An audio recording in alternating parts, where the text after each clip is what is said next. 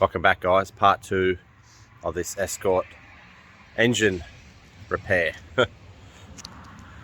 So yeah, I've just got to I've already got the head off. It's got to get, well, it's got an automatic transmission, C4.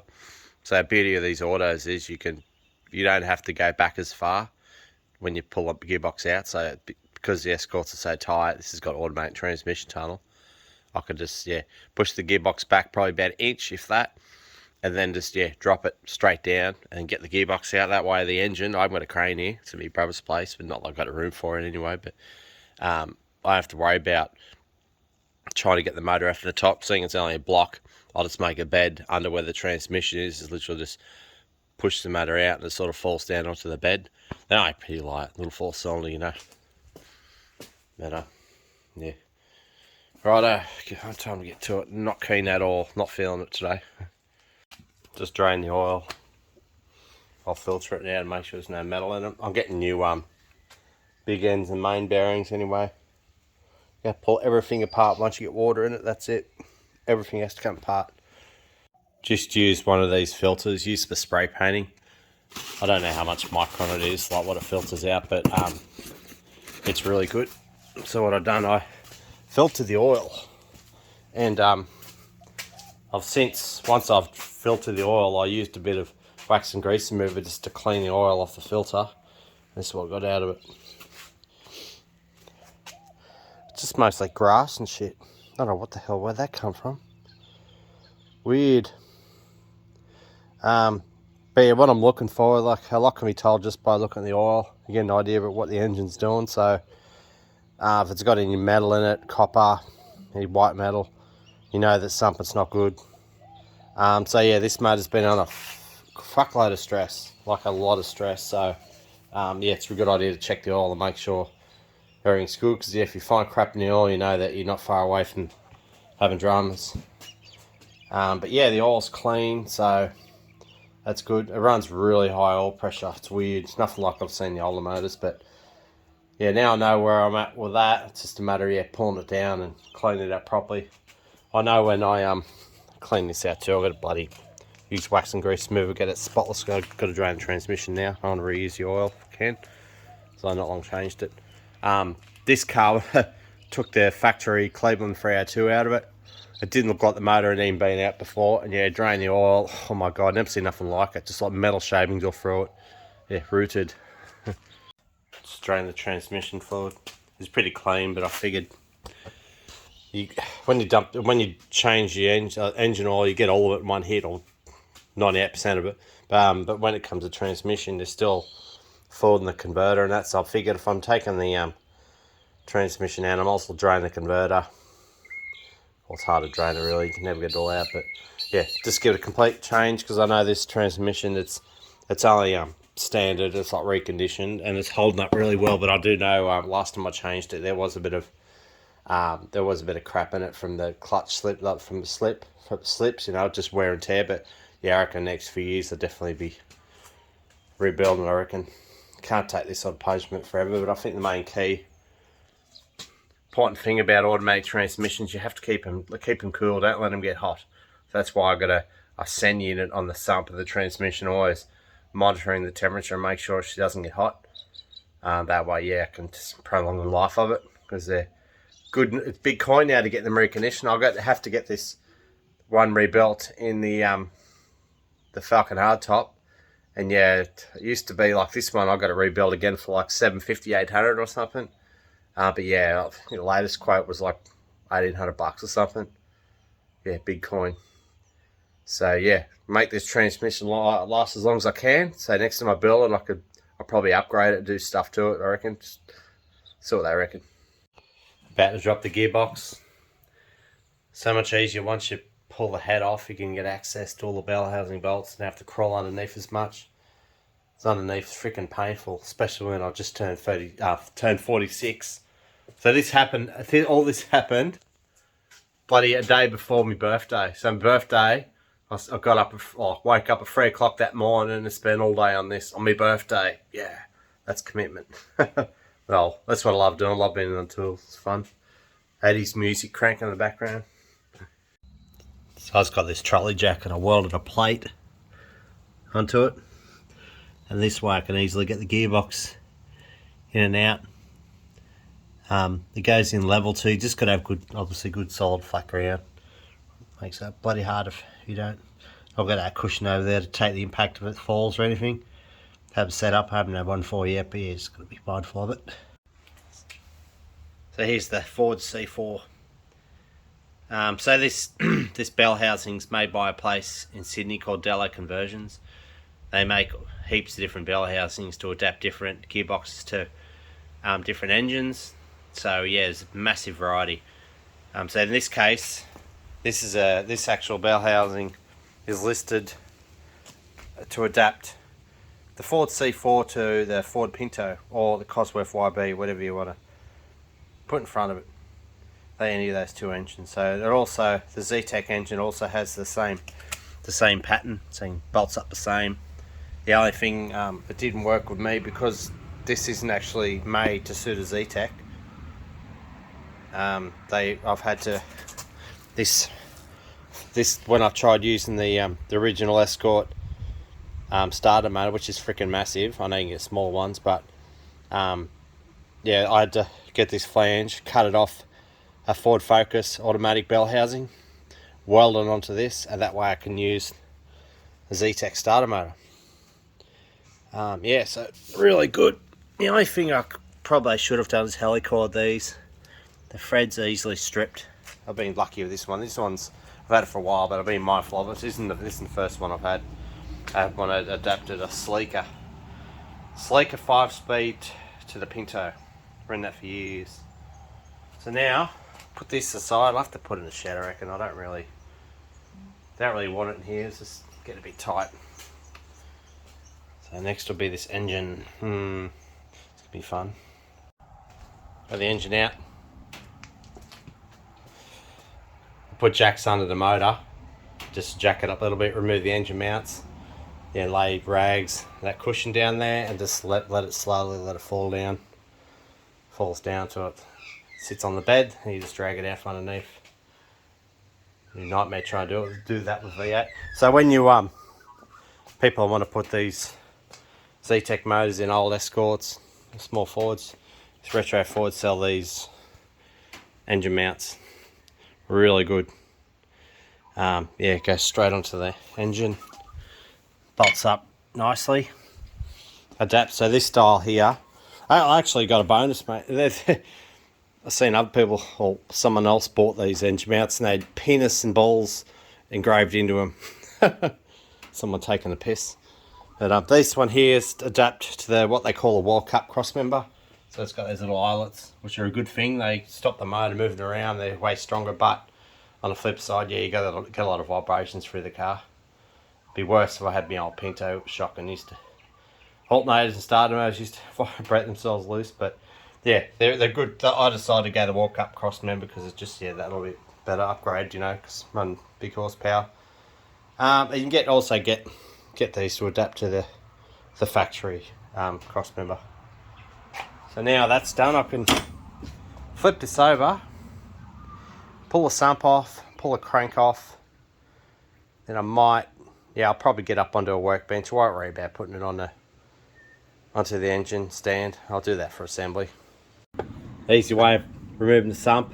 Well, you got silicone on it, you know, it's like you try to pry it off. So what I do, put pressure on it. Just wait. I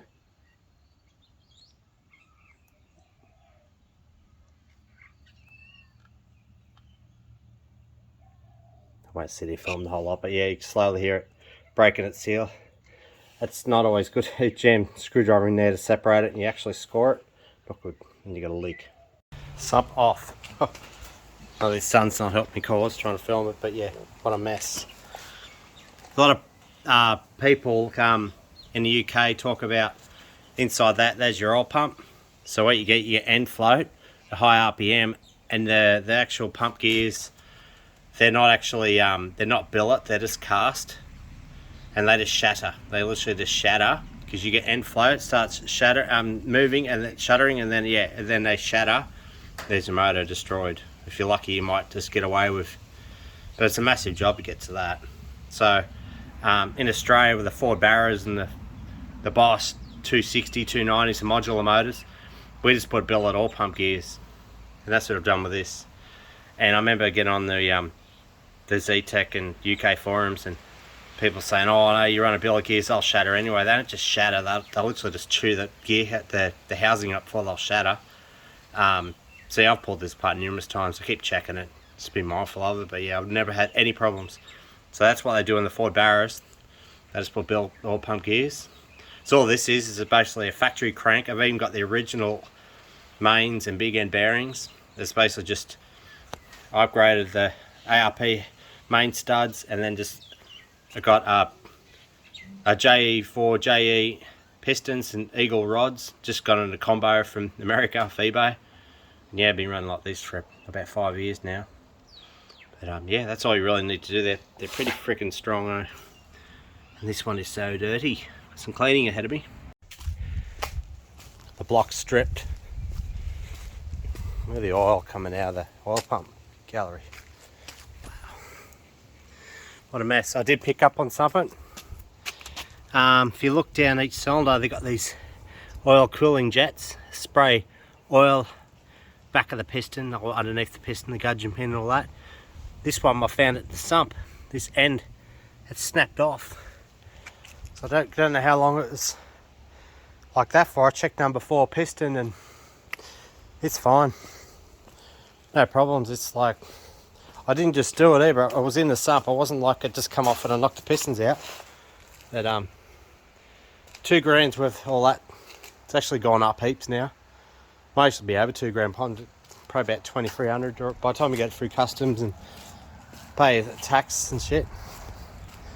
But yeah, it's just a matter of, lucky I've got those 2 motors lined up, because it's just a pain in the ass pulling the sump off on those motors.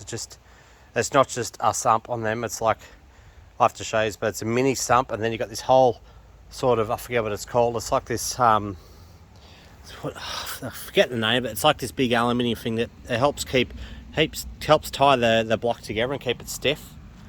I forget what it's called. But yeah, it's a bit of stuffing around to get the bloody thing off, and then hopefully I can still get to them with a crank in. I'm hoping. Yeah, just one of those things. So I've just done the sump. Actually, you can actually blast the silicone off. You don't have to worry about trying to get a razor blade and do it that way. You just use high pressure cleaner and just blast it off. It comes off easy. Here's one of these jets. I was hoping I could just clean it up, acetone or something, and then solder it in, but if you get out in the light, see it there, it's not, you can't really, no, I wouldn't do that. I could solder it in, but it just means that it could possibly leak. Do it properly, just get another one put in there. It's obviously been hit or knocked and it's fallen out, but I remember looking at them when I put the motor together, like, this is something I check, you know. Unreal. All cleaned up. You get nervous taking the machinist, you might pick up on something and go, oh yeah, not good, or find something I don't want to hear about. Taking the oil pump apart, had to take the relief valve out, crap kept coming out of it. But yeah, these are the gears here. Yep, they're not as cheap as the ones you get for the Barrows, because these come from the UK, so by the time they get over here, yeah, and you can pay all the taxes and stuff, yeah, they add up real quick. So I'll just get a bit of pre-semi-lubricant and just put that back together and put that aside. Don't want it sitting around in pieces. It's taking up so much room, all this stuff. Checking the crank out. Bloody good. It's unbelievable, this crank. So they're throwing these engines out, and yet these cranks, I've never heard of one breaking yet. The record so far is 800 horsepower according to UK. What they reckon UK, but yeah, really strong item, and yet they're throwing them out like they're nothing. Unreal. This rear main oil seal face, I made the mistake in the past. I used one of those little oil seal removers and I slightly scored it. Just one little scratch, and that was it. It just pissed out. The rear main leaked and leaked. It was horrible. And then I ended up having to get 1500 grit sandpaper and just start going over it in the car. Like, I had to pull the gearbox out and get to the back of this. And then, yeah, once I fixed it, it just stopped leaking. It's amazing. Same as this one. Make sure that's clean. So I don't like those bloody oil seal removers. You've got to be so careful. So I'll put this away now, wrap it up, put it in the Escort, and I've cleaned these pistons up. Give them a clean up with them aside. And I might just take that block to the machinist. Taking the machinist in the morning, I reckon. Get it over with. So I've got this, this car's got the Haltech Elite 1500. It's pretty capable ECU, it can run. So here, for example, what I can do is running a drive-by-wire, so no throttle cable. Yeah, it's got a lot of goodness about it. So this is that had the Elite, just Elite software where you got a laptop here and you can muck around, but now I've got the Nexus and it's just throwing a curveball at me. I'm just like, what the hell? This is all new to me, but a really good thing is it comes up all the error codes. So what I'm trying to do, you go up here, this cursor up here, and you got data logs. So you click on that and you can get your data log, and then you just simply go into the sub window here. I think it needs an update because it won't load up the log, so I have to do updates. This is the thing about the normal computers, you have to update all the time, and because I don't use this regularly, yeah, it needs an update. So once I open this up, it's going to show me a graph for the boost, air fuel ratio, engine temperature, shows everything. Really good. So that'll determine, it's not going to look good. It's going to be really lean. Yeah, for sure. But if once I get this going, I'll be all good. My mate said he'll do it for me. I'm just going to send it to him. For those who are in the technical stuff, I'm looking at a data log. So this line here is where we're viewing that part of it. So you see the red line, that's manifold air pressure, and then the white one's RPM, and then the green one's throttle position sensor. So you can see the throttle is completely open, foot to the floor, go across to here. So this is where RPM was up to 8,200 RPM. Stupid pop-ups, just when I need them. So you look at that, manifold air pressure, was they running probably about 12, 13 pounds of boost at that point. Not showing me air fuel, I can't get that figure, but all I'm worried about is manifold air pressure at this point. I know the air fuel ratio is going to be out, but yeah, I'll keep looking at it and see what I can find. So I've got a data log here, I've just got it on my phone, I'm going to talk you through it.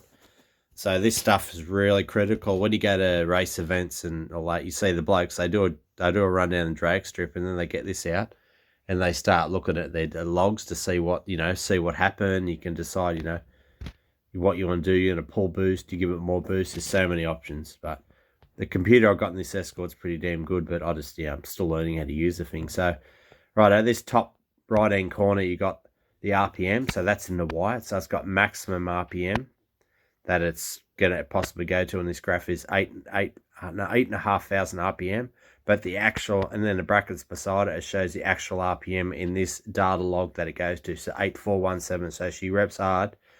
That red, that's the throttle position sensor.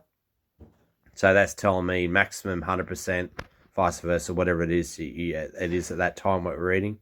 And then you got the green, that's your coolant temperature. So the highest it'll possibly read to is 120, but the highest log in this is 104 degrees. That's inaccurate. I know that I've got that previous clip I showed you. There's an error with the coolant temperature sensor. I have to calibrate again. There's something wrong with it. And then the yellow there, so that's your KPA. So that's your actual boost pressure. So it measures that. So it got up to 198 kPa. So that's around 28 psi, I believe. So there was a comment in the last video where a guy said that, yeah, possibly it's over boosting and that. So that just shows you that's one area that's you got to look at.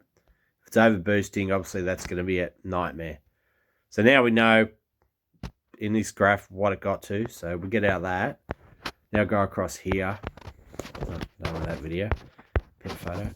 Go over here, it's got so in the top there in the white, it's got RPM. So the max in this part where we're reading here, you see that blue line going down the middle of the screen? That's where we are in the graph. It's telling us the data. So if we go over here, it's got, so at that point it's around 3,500 RPM. The throttle position sensor is 44%, so that's literally half throttle, which remember I was telling you, it's way more responsive. You give it a bit of throttle and it just comes on boost so much quicker. So the damage was done at this RPM, that throttle position sensor setting, percentage, and then your coolant temperature, 103 degrees, inaccurate. But then we get out of that, right? So you focus, it's on the blue line, and then you go down here. So you got, see that white there, it says wideband O2, so that's basically your AFRs. So that's the actual AFR. You're not going to know what that number means. So 1.253, and then you look at the target lambda. So that's what it needs to be for everything to be good. And then you look into that. Now look at the white line and look at the green line. The green line's where it should be. Look where the white line is. This motor was leaning out in a really bad way, especially more so. You see further over to this part of the RPM around there. That's not too bad. And then the rest of it's not too bad. It's when you first stab it and you get it on the boost that the computer just doesn't register it as what it should. And yeah, it just turns to shit. So, yeah, so that bloody wastegate, I reckon it had a leak. It had a leak at the flange before I got a dyno tuned, and as time went by, it gradually got worse and worse, and then I fixed it completely so it doesn't leak at all, and then this has happened.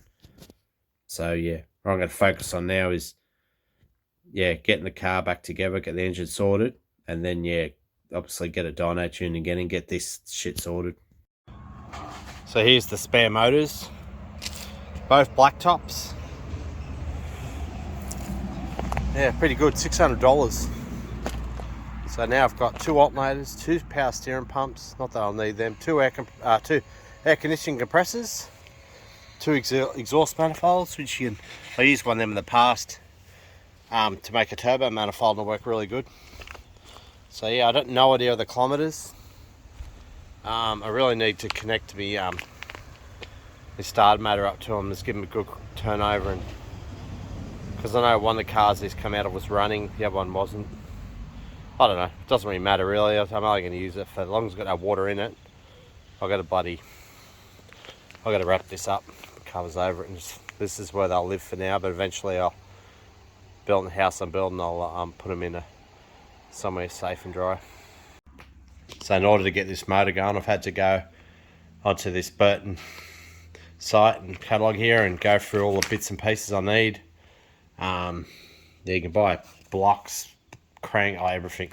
So yeah, they're to go to for the small Fords, but they're expensive. So yeah, bought the stuff off the internet, and now it's turn up. So I got this stuff here from Retro Ford, new sump gasket. This is a high RPM belt that I've already got. It's made in America. But yeah, the Burton stuff, it's always well packed. Same as the Retro Ford, it was too. So yeah, get all this stuff out. Got a lot of stuff here. When it picks up, that stuff's gonna be gone. So yeah, that's your camshaft seal, should be 2 of them. Big end bearing set, Z-Tech, standard. More engine bearings. That'd be a new water pump. It's an oil pump, gasket, exhaust manifold gasket, and a new Cometic. I always pack stuff really good. There's your new Cometic gasket. Yeah, so, oh yeah, one of them, this comes in, one's in a packet, the other one isn't. Interesting. Same part number 2. Yeah. What's this? Oh yeah, water pump seal. Interesting. Not much to it. I never replaced it before. I just pack up silicone, but I noticed the water pump was starting to leak. Just one little dribble come out of it. So yeah, it's definitely gonna go. Cut this open and have a look at this water pump. It's funny, on the cam cover on the Z-Tech has got this little like a dragon symbol I thought it might have been Peugeot, but it's some. So here's the new water pump. Very tiny, very small scale on this motor. There's a relief area, so when it starts leaking water right out of that, you know it's gone for. But I don't know what this stands for. Must be where it's made. I don't know. I don't know. New pump, good thing. Never replaced it before. Never replaced it. So today's maintenance day. I've had the boat running recently, so I'm not too worried about that. It can sit, do nothing. The Escort, I'm waiting on a response from the machinist in regards to the block, wherever it needs a rebore. Should hear from him. I'll probably go see him in the morning if I don't hear from him today. Cylinder heads should be done this afternoon or tomorrow for the Escort. The coupe, I've got to get paint colour matched after my recent fail of getting a Ford colour coded interior. XA, wait for my brother to come up with the cash and he can take that from me. And yeah, got this old girl out. She's unregistered. So yeah, Ford Falcon G6E Turbo, 2008 model. Same year model as the Falcon wagon. Yeah, every now and then I'll get the car out and just give it a good run. And you can't just connect the battery and start it straight away. You got to put it on ignition, let all the sensors power up and that. Because yeah, I've had a few issues with this car. The cluster stopped working. Had a rear main oil seal leak, and then it went away after 5 minutes. Yeah, so everything starts going wrong when you don't use them, unfortunately, from my learnings anyway. So yeah, pretty good. Glad I sold it. I've come close, but you can't bring yourself to doing it. But yeah, she's a beauty. All black interior. Sounds beautiful.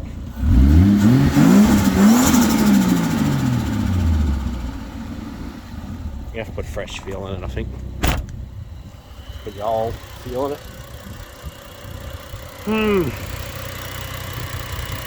Red top barra, green top barra.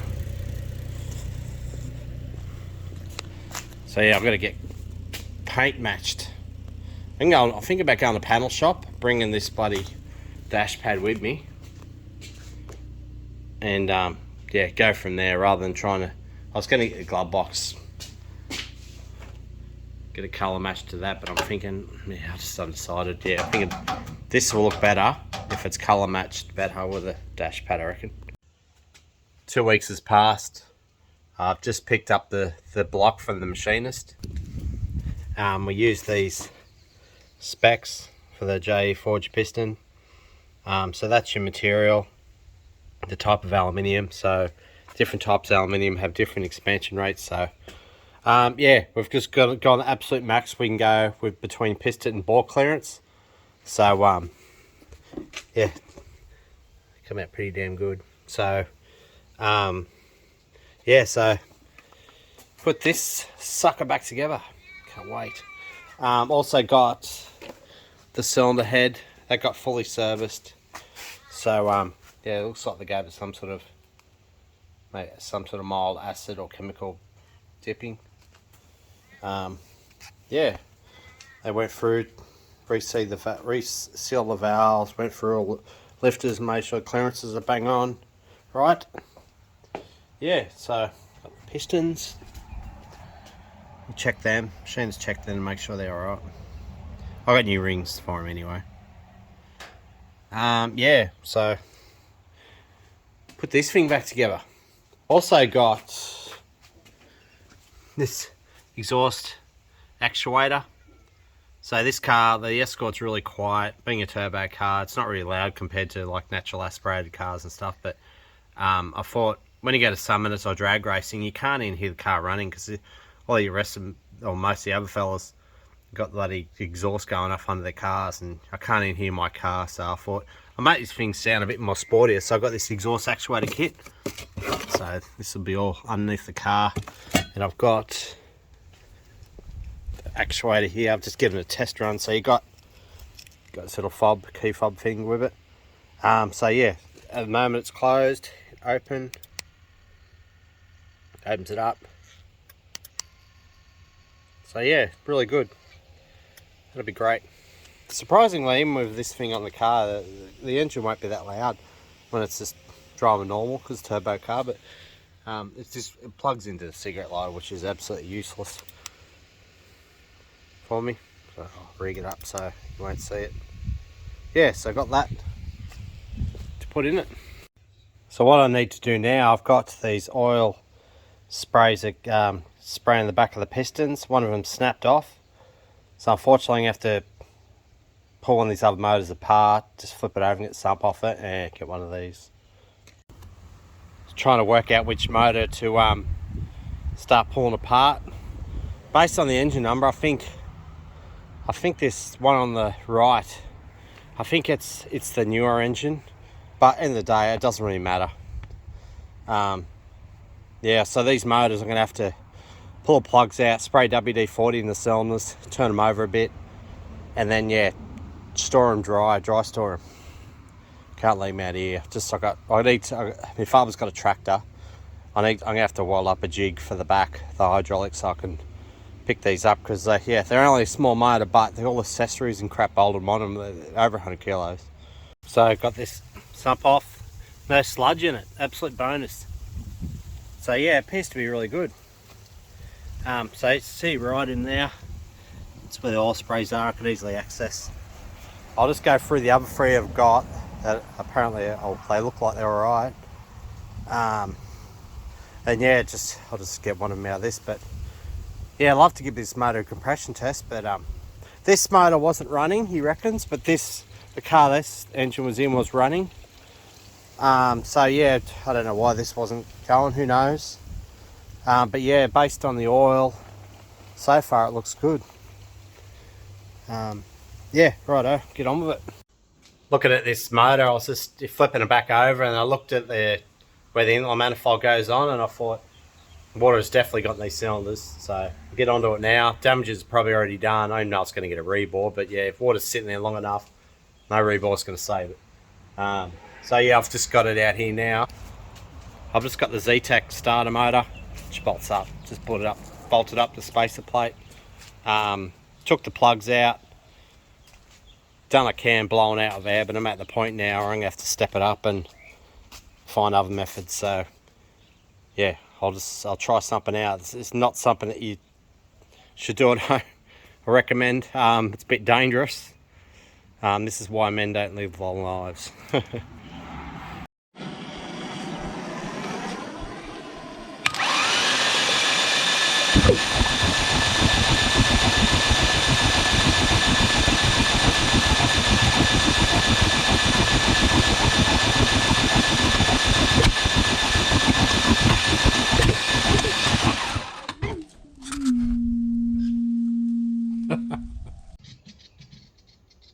Have an early start, first day morning. Starting to get a bit cold now, 7 degrees. So I've spent the last hour just basically setting up. There's not enough light really to start putting stuff together. But yeah, I've got this block on the stand now. I wasn't going to put it on the stand. I thought I was going to put up a little table and just flip it over and move around, but I thought, nah, stuff that. I put rubber wheels on this too. I've got a Bunnings, so yeah, this thing rolls around real easy. So yeah, I've just used the Escort's bonnet. There's a bit of a table. Just gotta be careful not to scratch the paint underneath. Just going over everything and looking at the old Cometic head gasket. See where it's burnt through here. But I was looking at the thicknesses. So this new one I got from Burton, another Cometic, 60 thou thicker. So I think, yeah, I got a thicker head gasket to account for all the meat that they've taken off the. I wouldn't have taken much off the block, but they would have taken a fair bit off the head. So I figured, yeah, there's probably, they're probably taken 40 thou or so off, maybe a bit more. I don't know, but yeah, it's a heaps thicker head gasket. So yeah, a bit less compression. You don't have to worry about so much running low compression on this motor, because in Australia here we've got E85 fuel at the servos. So servo stations, so yeah, it's easy. Just bloody run on that fuel. You can run heaps of compression still. Just have to give this block, clean it up a bit. It's got metal filings all through it. Yeah. Got the block ready now. High pressure cleaner, degreaser, and then I used a hairdryer and compressed air to dry it down. Yeah, shit trying to dry it this time of day, it's so cold. Yeah, so got that ready. I need to go to Super Cheap Auto and get some supplies, but yeah, it's only 7 o'clock. It's way too early to go anywhere and do anything. So yeah, I've got running out of space to really do this. Lucky that it's not raining. But I'm so happy with this Falcon. I used it to tow the boat last weekend, go fishing with my son, and then I use it to bloody pick up a heap of stuff from his mum's house. So I loaded up all his furniture stuff all through the car. Now I'm using it as an extra work area just to put stuff around, work on this. It's freaking unreal. Yeah, so what I might do now is might start, got new rings, had them for a while. I'll put new rings on the pistons and yeah, start putting this thing back together. I like to use a blowtorch and just go over it, just go basically burn out any, even though I used thinners with a nice terra cloth, microfiber cloth should say, and yeah, just went over it and made sure it's clean. But yeah, I like to go over it just if there's any oil contaminants, I can burn it out. Doing the painful process, the piston ring gaps. So I think I've just gone with, it's too late now, I've done it, but street moderate turbo nitrous. I've done that. The second one's over that, nothing I can do about it. The first one, but I can get it bang on the same. Yeah, so yeah, all good. It's freaking painful. Going through each cylinder, measuring, and yeah, getting the gaps right. So what I'll do now, I'll take these rings out, put them back on the pistons, and then yeah, start installing the pistons. This is the fun part. You can't use ordinary, I found it difficult to use the ordinary ring compressors because these pistons are so small compared to like bigger capacity engines. So I've got these other kit I'll show you. I actually bought these ring compressors off a bike shop. Obviously bikes have smaller pistons, even though there's bigger ones there for obviously bigger pistons, but I found these ones the best, and I just use a rubber mallet and just slowly tap it in. You have to be really careful to make sure that's closed up all the time. I chipped a ring in the past. It's freaking spewing. This happens so easily. Just doing the mains now. Put new bearings right through. So I'll put the cranking next. Then put the caps to the big ends. Then I have to dig up the torque specs for these bloody Eagle conrods. I've lost them. It should be on Google. All torqued up. Mains are 80 foot-pounds. Big ends 43. That's the original one. That's actually out of I think it's out of Silvertop Z-Tech. That has to work for the I've had to modify the oil pickup to work. Actually no, that come with the retro Ford sump. Yeah, I've had modified one in the past. But yeah, what I'm up to now, I'm just fitting up this oil pump. I've got a brand new gasket. Yeah, I've showed you this before. Got that ready to go on. Yeah, put that on, then oil pickup. And what I'm going to do with this journal, they have a habit of leaking, so what I do, I'll get 1500 grit wet and dry sandpaper, cut off little strips, and just give the journal, just give it a go over, and that works good. Cleaned up, Mickey Mouse. Looking over this workshop manual, going through all the torque specs. What I'm after here is the oil pump. Oil pump to cylinder block. 11, go to foot-pounds, 8 foot-pounds. Doesn't need to be tight. So yeah, it's a good thing this. Very old manual. It actually survived a shed fire. So yeah, really need to buy a new one, but yeah. I was hoping, I would have loved to at the time, I was hoping to put a Duratec V6 2.5 litre. I actually made a Mazda Duratec 2.5 litre. I think the Ford Durotex, so I think, are a 3 litre, but yeah, I was looking into putting a 2.5 litre in this. But yeah, the Escort engine bays are tight enough. This thing's enough of the headache. But oh, if I had more time in a week, I loved so many things I love to do. Yeah, same problem. Everyone's got time. It's fitting up. So you got this part here that bolts up the front of the engine. That O-ring sort of plate seal I showed you before, I got from Burton, that goes there. So here's the old water pump versus the new one. It's funny, this one here's been in, well, I bought this Zetec motor out of, I was back in 2008, I think I bought it. It was out of a 2004 Model Focus, only had 40,000 Ks on it, been in an accident. So yeah, this was in there like that. That's how long it's been there. So got the new one, got new bolts. Slap this together. Little something you need to be mindful of when you put these front wheel drive Zetec's in rear wheel drive cars, or running them in any way really. When you get into the fine cam timing, you really have to know what to do, because yeah, once you put them in a rear wheel drive car, you lose you can't tell where top dead center is, so you have to use a dial indicator.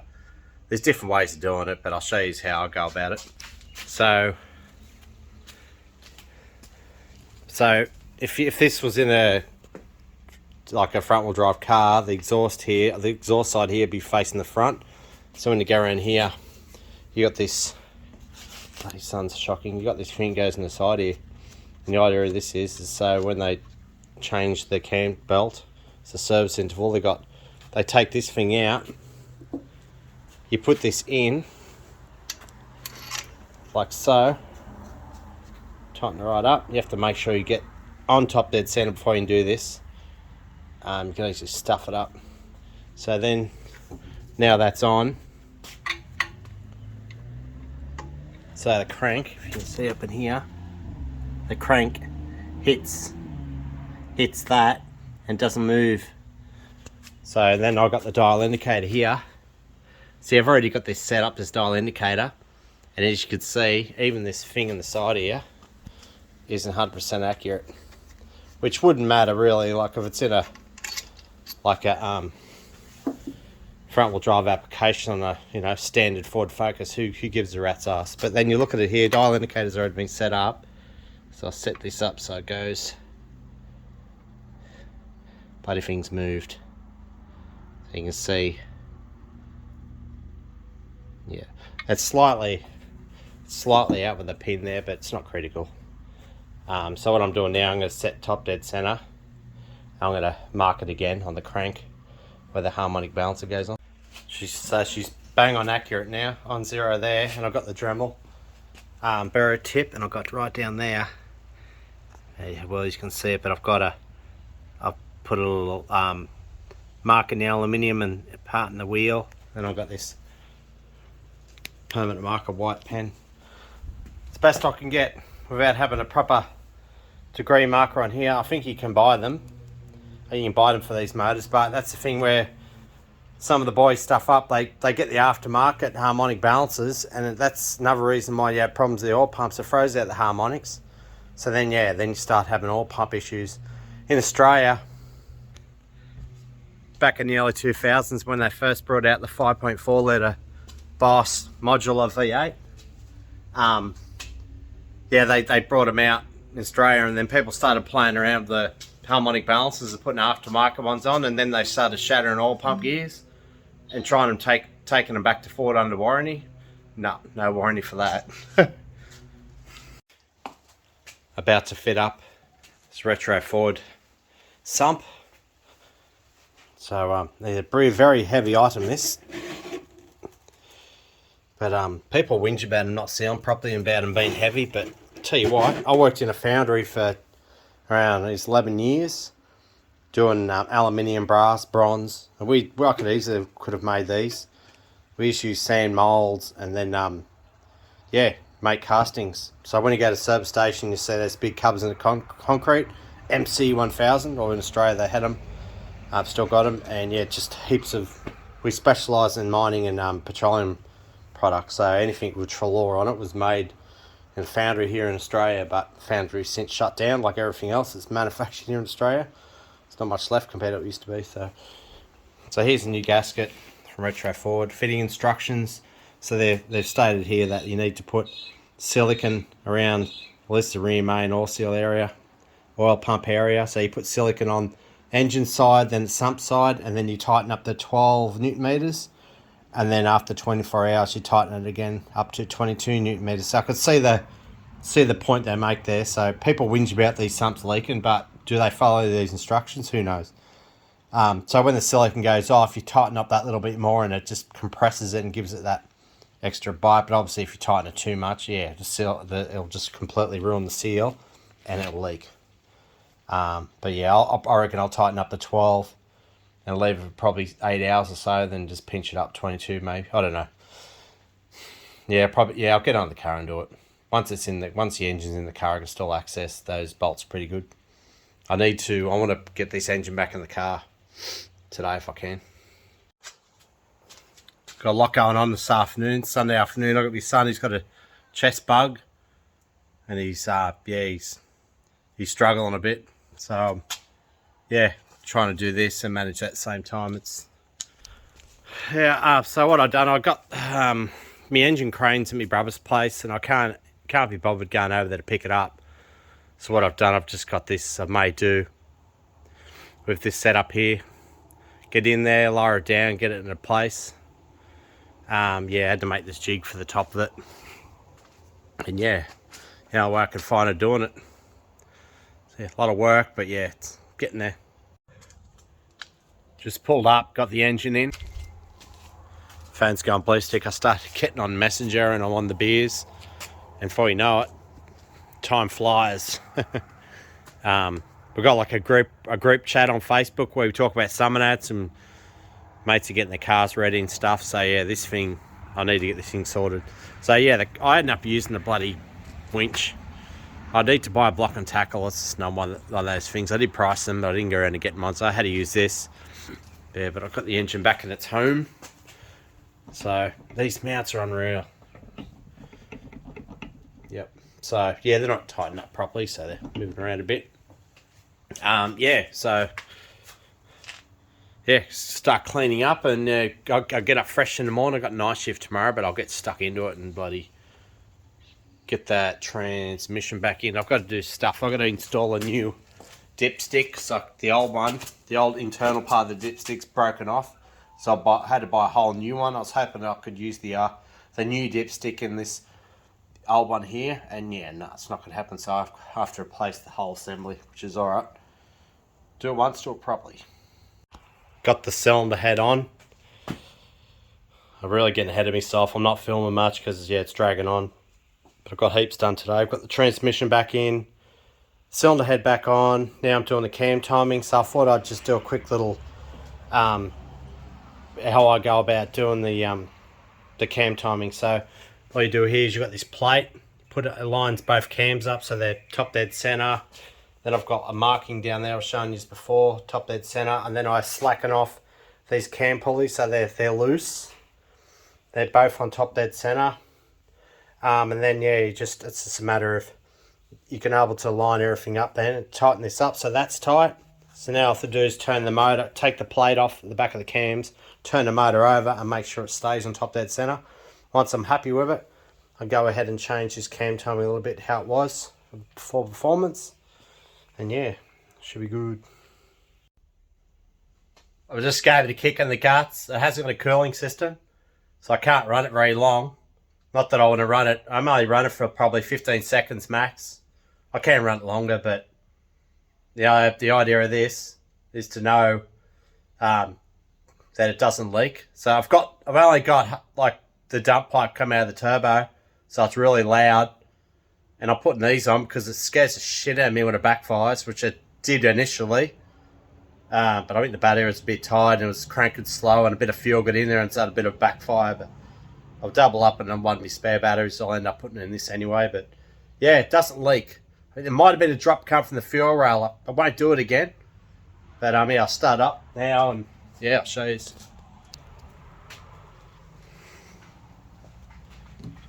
It's always nerve-wracking this part of it because there's so much can go wrong.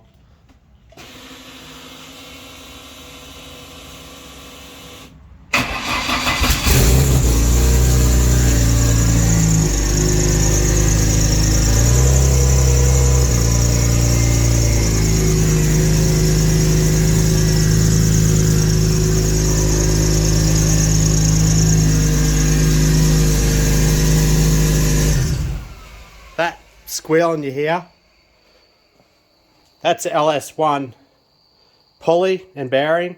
It's exactly the same as Z-Tech, same part number. So yeah, time to time that squeals, and once it warms up it goes away, but I've already replaced the bearing, good quality bearing in it, and start to do it again. Probably doesn't like 8,500 RPM. Righto, I'm happy now, it's not leaking. So yeah, I'll put the cooling system back on now. I got the exhaust actuator on. I'll quickly show you if I can get enough light under the car. Right, it's light here. So yeah, how well you can see it. Zoom out again. So yeah, I'd like her to get it closer to the engine, but there's simply not enough room. There's just not enough room. It'll hit the transmission and stuff. The only problem with this car is being a little Escort. You know, there's not much room. So yeah, you got this, like I've shown you before, so you can hear it. Open it, close it. I'll quickly start the engine up.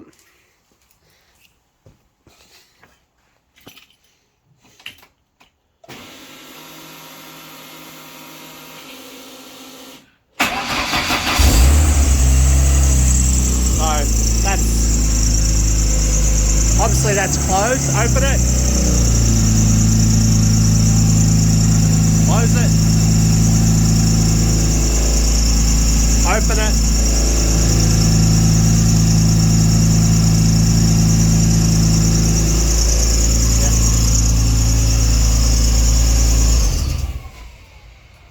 Yeah. Freaking awesome. I love it. No leaks either. That's a good thing. From there, you can see over there, when you go to 85, you get a lot of moisture out of the exhaust. It needs a stainless steel exhaust system. It's going to rust out, but when I get my new house, I'll have a hoist. I'll be able to do upgrades.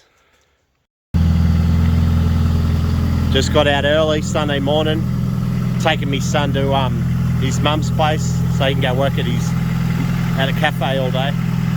So thought I'd take this thing out for an early run. I'm trying to rack up the Ks on it now. Like I've almost racked up 400 kilometers, but I've had an issue where it's been it seems like it's blowing smoke.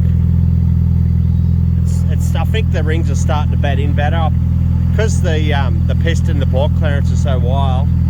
I think it's taking a little bit longer for it to for the rings to seal properly. But the car's run like an absolute dream. It's running really good. So yeah, I'll keep racking up some Ks, and then I'll put some really good quality. I've got this oil I'm going to be using called Pen Grade. It's like 2050 rating. So I think that'll be good for this motor. So I've also got the exhaust cut actuator, whatever you like to call it. So it's pretty loud. So open it up.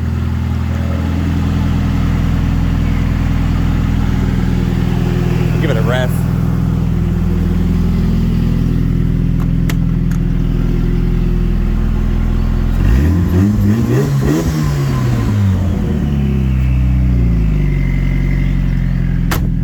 Yeah, sounds pretty good.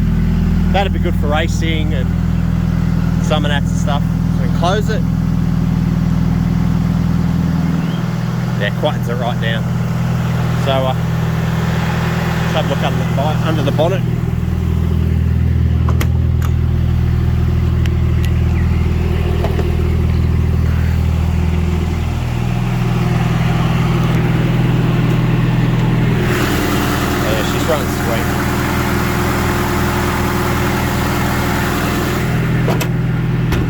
So yeah, wrap it up for this video. I'm running, I can adjust the boost. So I've got this thing here, so at the moment it's on gate pressure, it's about 11 psi. The 4, when it's on the 6, that's about 30 pound. So I'll just leave it on gate pressure because I haven't got it tuned yet. I need to take it in and get it tuned just to be safe, because yeah, obviously it'll torch the motor again. So thanks for watching the video, guys. I appreciate the feedback, and yeah, talk to you later.